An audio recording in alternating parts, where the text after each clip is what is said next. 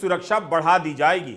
Justice Rishikesh Roy और justice Sanjay Karol की bench मामले की सुनवाई कर रही थी। उमर अंसारी के वकील कपिल सिब्बल ने सुप्रीम कोर्ट में कहा कि यह खतरा बहुत गंभीर है, क्योंकि बीजेपी के विधायक कृष्णानंद राय की हत्या के 8 आरोपियों में से 4 आरोपियों की हत्या की जा चुकी है। इनमें से एक आरोपी की हत्या तब कर दी गई जब उसे कोर्ट में पेश किया जा रहा था, इसलिए यह खतरा बेहद गंभीर है। हम आपको बता दें कि जून 2023 में लखनऊ में भरी अदालत के बीच संजीव माहेश्वरी की हत्या कर दी जाती है। संजीव माहेश्वरी मुख्तार अंसारी का सहयोगी बताया जाता था और विधायक कृष्णानंद राय की हत्या में आरोपी था।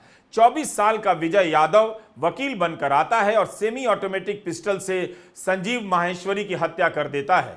विजय यादव ने बताया था कि इसके लिए उसे 20 लाख रुपए दिए जाने थे।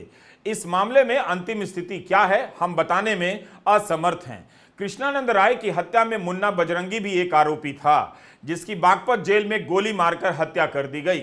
जुलाई 2018 में जेल के भीतर उसे 10 गोलियां मारी गईं। इस मामले में एक और कैदी सुनील राठी का नाम आया था। कृष्णानंद राय मामले में एक आरोपी हनुमान पांडे की अगस्त 2020 में हत्या कर दी गई। लखनऊ सरोजनी नगर थाने के पास यूपी एसटीएफ ने एनकाउंटर कर दिया, उस पर 1 लाख का इनाम था। कृष्णानंद राय की हत्या से यूपी दहल गया था। उन्हें 500 राउंड गोलियां मारी गई थीं। आज भी उनका परिवार और उनके समर्थक इस घटना को याद कर सिहर उठते हैं। उस घटना में राय समेत 7 लोग मारे गए थे। उस हत्याकांड की गूंज आज भी सुनाई दे जाती है, लेकिन उनकी हत्या के 4 आरोपियों की हत्या हो जाती है। क्या इसमें किसी को संदेह नहीं होता कि मामला हत्यारों तक पहुंच रहा है या कहीं और जा रहा है? इन उदाहरणों को सामने रखकर देखने से यह मामला केवल माफिया की मौत का नहीं लगता है। यूपी में जेल के भीतर हत्या, कोर्ट में हत्या, पुलिस की सुरक्षा में हत्या, एनकाउंटर और जहर देकर मारने का आरोप गंभीर सवाल खड़े कर रहे हैं। राज्य की सुरक्षा में इस तरह की घटनाएं चिंता का विषय हैं। सजा काट रहे अपराधियों को जेल के भीतर और पुलिस की सुरक्षा में हत्या कर दी जाए तो जाहिर है मुख्तार अंसारी की मौत को लोग सामान्य मौत की तरह नहीं देखेंगे। हम भारत में रहते हैं, रूस में नहीं, जहां विपक्ष के नेता नेवेल्नी की मौत हो जाती है। आरोप लगता है कि जेल में जहर दे दिया गया होगा। कृष्णानंद राय की हत्या के आरोपियों की इस तरह से हत्या होती है, जाहिर है मुख्तार अंसारी की जान को खतरा इतना हल्का नहीं रहा होगा। सुप्रीम कोर्ट में एडिशनल सॉलिसिटर जनरल ने यूपी से बाहर की जेल में भेजने का विरोध किया। 3 महीने के भीतर मुख्तार अंसारी की मौत हो जाती है। बहस के दौरान कपिल सिब्बल ने कहा था कि 3 मई 2023 को इलाहाबाद हाईकोर्ट ने सुरक्षा बढ़ाने के आदेश दिए थे, क्योंकि 18 मई 2023 को कुछ अज्ञात और संदिग्ध लोग मुख्तार अंसारी के बैरक में गए थे। इसे भी ध्यान रखना चाहिए। 2 बार जहर देने के अलावा अज्ञात लोगों के बैरक में जाने की घटना पर क्या जांच हुई, वह जांच भरोसे के लायक थी या नहीं, यह सब अब खुला प्रश्न है।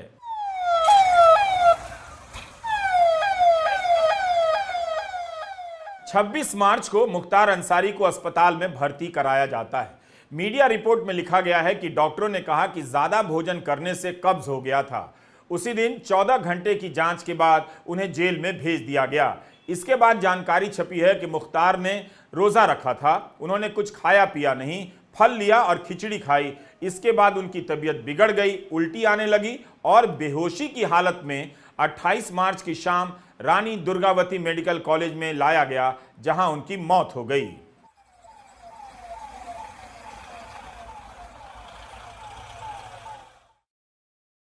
बिल्कुल करेंगे और जो कार्रवाई करनी है सब कोर्ट के माध्यम से और न्याय के रास्ते से आगे बढ़ेंगे और हमें न्यायपालिकाओं पर पूर्ण विश्वास है। किसकी संलिप्तता लगती है आपको?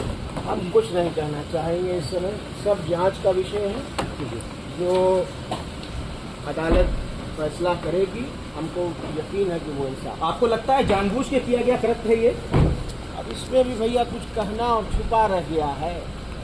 जो व्यक्ति अपनी मुट्ठी ना बंद कर पाता हो, जो व्यक्ति इतना कमजोर हो कि उसको खुद ही जेल प्रशासन लेकर आईसीयू आता हो, और खुद ही 12 घंटे बाद 14 घंटे बाद उसको फिट बताकर पीठ ठोक कर कि जाइए आप ठीक है, और 14 घंटे बाद जेल की तनाई बैरिक में भेज दिया जाता हो।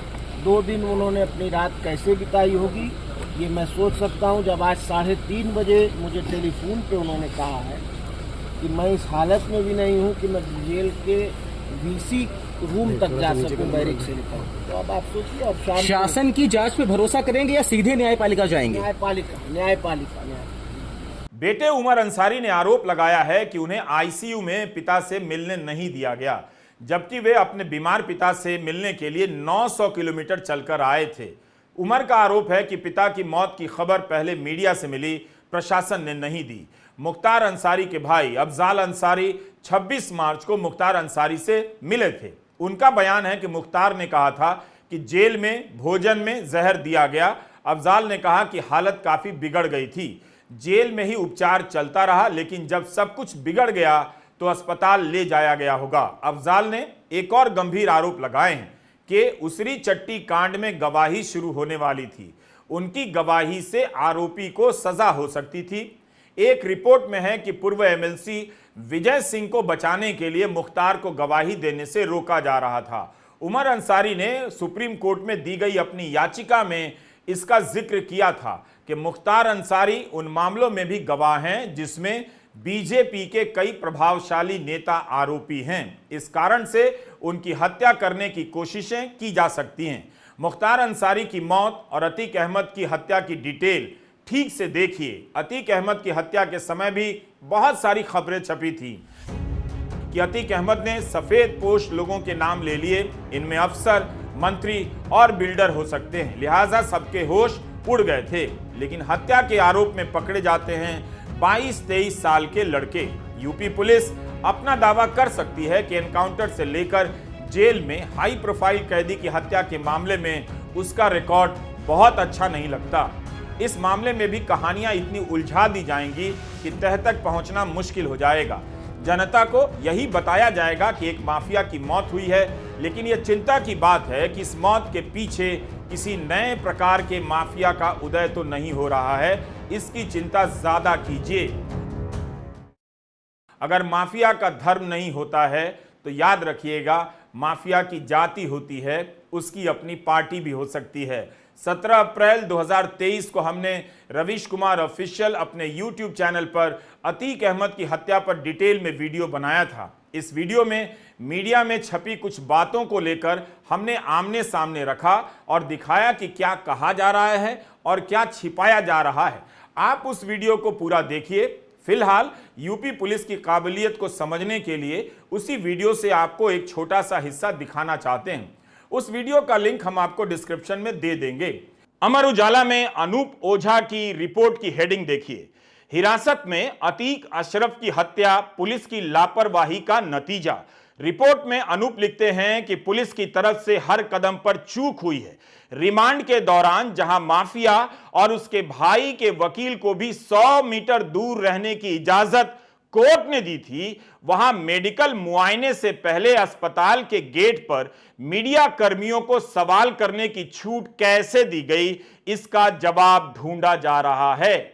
अनूप ओझा ने लिखा है कि जिस माफिया अतीक की पेशी के दौरान सुरक्षा में 1000 से अधिक पुलिस, पीएसी और आरएएफ के जवान लगाए जा रहे थे, जेल से बायोमेट्रिक लॉक वाली प्रिजन वैन में लाया जाता था, उसे 2 दिन से धूमनगंज पुलिस थाने की साधारण जीप में लेकर घूमती रही।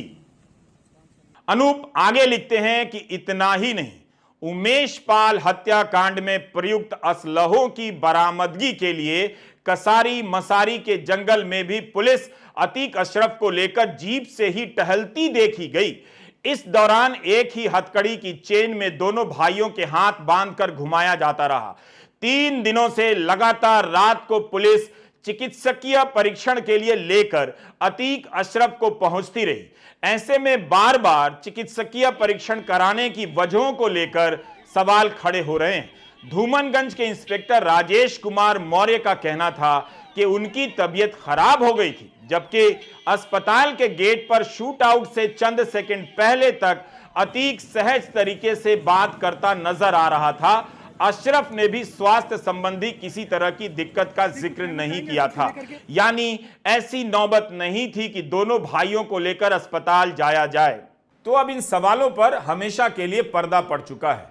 मुख्तार अंसारी की मौत का राजनीतिक इस्तेमाल कैसे होगा, आपको जल्दी ही बयानों में दिख जाएगा।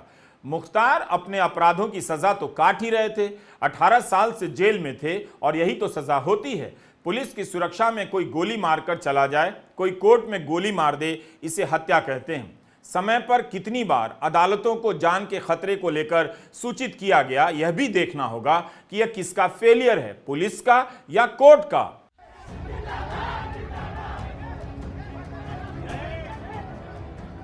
यह मुख्तार अंसारी का घर है। यहां आई भीड़ किसी माफिया के भय से नहीं आई। अगर मुख्तार अंसारी पर 65 प्रकार के मुकदमे दर्ज हैं तो एक पक्ष यह भी है कि उन्होंने अनगिनत लोगों की मदद भी की। ये वही लोग हैं जो मुख्तार की मदद को याद रखते हैं और मौत की खबर पर जमा हो गए। इन्हीं लोगों ने मुख्तार को 5 बार विधायक भी बनाया और कई दलों ने मुख्तार अंसारी का राजनीतिक लाभ भी लिया।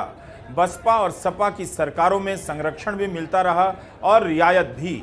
मुख्तार अंसारी के दादा डॉक्टर मुख्तार अहमद स्वतंत्रता सेनानी थे। लंदन की डॉक्टरी छोड़कर गांधी और नेहरू के साथ काम करने आ गए। डॉक्टर मुख्तार अहमद को 1927 में कांग्रेस का अध्यक्ष बनाया गया। मुख्तार के नाना ब्रिगेडियर मोहम्मद उस्मान को जिन्ना पाकिस्तान की सेना का जनरल बनाना चाहते थे, मगर ब्रिगेडियर उस्मान ने इनकार कर दिया, पाकिस्तान नहीं गए। बाद में ब्रिगेडियर उस्मान पाकिस्तान की सेना से लड़ते हुए शहीद हुए और महावीर चक्र से सम्मानित किए गए। मुख्तार अंसारी पर मुकदमे कई साल से दर्ज होते रहे। पिछले 17 महीनों में उन्हें 18 बार सजा सुनाई गई। इसमें 2 बार उम्र कैद की सजा शामिल है। हिंदी अखबारों में इन मुकदमों की एक एक डिटेल छपी है, मगर इसी तरह की डिटेल आपको उन्हीं अखबारों में इलेक्टोरल बॉन्ड को लेकर नजर नहीं आएगी। अखबारों में मुख्तार अंसारी की मौत को बड़ा किया जा रहा है। जिस तरह से एक एक जानकारी दी जा रही है, उससे पता चलता है कि अखबारों के संपादकों और पत्रकारों के पास जानकारी बहुत है।